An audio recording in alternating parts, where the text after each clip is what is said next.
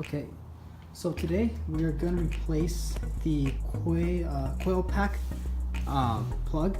So these are known to go out specifically in the S2000 and K series.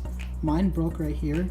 Other people have broken other places, but I'm going to show you how to replace this without having to splice or anything. We're going to go inside the connector, remove it, and reinsert the old pins back into this new connector.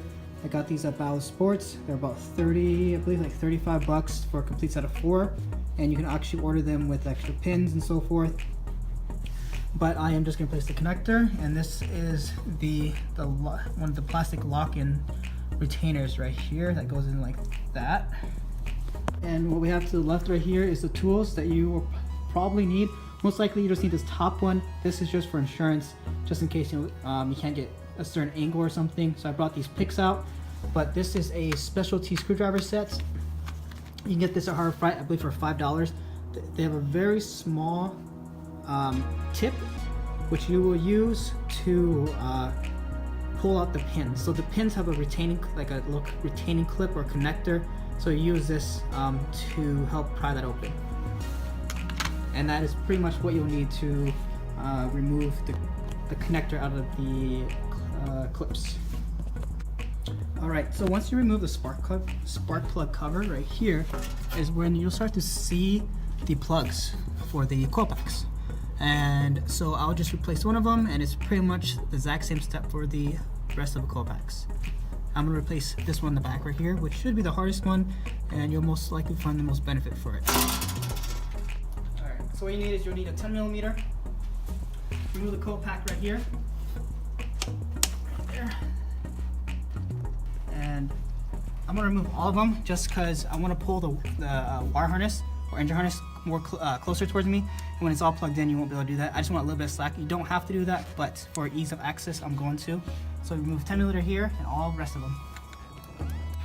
Alright, so one tip that you need to really take into account is the orientation of how the wires are in there. So the far left side with the clip, with the release, it's gonna be white, the center's gonna be black, and the far right side, opposite of the white, is gonna be black with yellow stripes. So white, middle's black, and the far right is black with yellow stripes. So remember that, because when you take these pins out, they could just start moving in different directions. And if you put it in the wrong way, you might have a short somewhere, and that's gonna be bad. So grab your 2 flathead screwdrivers. So they're pretty tiny, and you're gonna go in here, and there's a notch right there, that blue notch right there, and you're gonna put the screwdriver in right here, one side, and one right there, and the other one right there, and you're gonna pop up at the same time.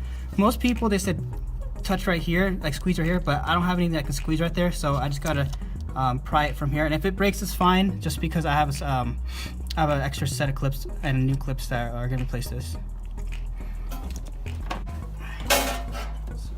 So you can see this. Can you see that? Okay. So the blue clip was in there. We just went right there and just popped it up. Okay, just be gentle. You don't need to be super hard. It's plastic and you don't want it to break. You could break that blue clip if you have a new one, but if you break the other clips or whatever, or break some other stuff around here that you might need, you don't want to do that. So just be gentle with it. It will come off. And next thing we have here is, here's the 3 prongs. So if you look deep down inside there is that there's a black clip in each of them, and what you want to do is just go in there and just kind of slowly lift up, and each prong will come off.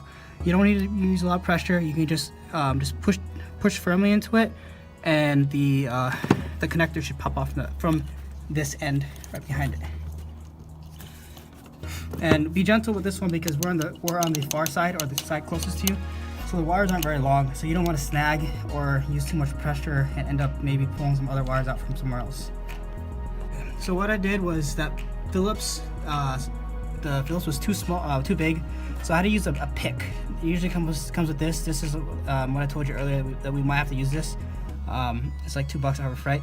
So as you gotta put the pick in here and kind of notch and kind of push up a little bit as you get in there, and then at the same time you gotta be pushing and pulling at the same time. So push and pull the plug in the back. Just grab it with your fingers, and it should just pop out just like that, and it should come out just like that.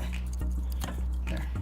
So on mine, this was broken, and it caused, you can see the crack right there, right here, right here. So what it caused was, during some moments of driving, it would kind of loosen up, and it would sound like it's running on 3 cylinders.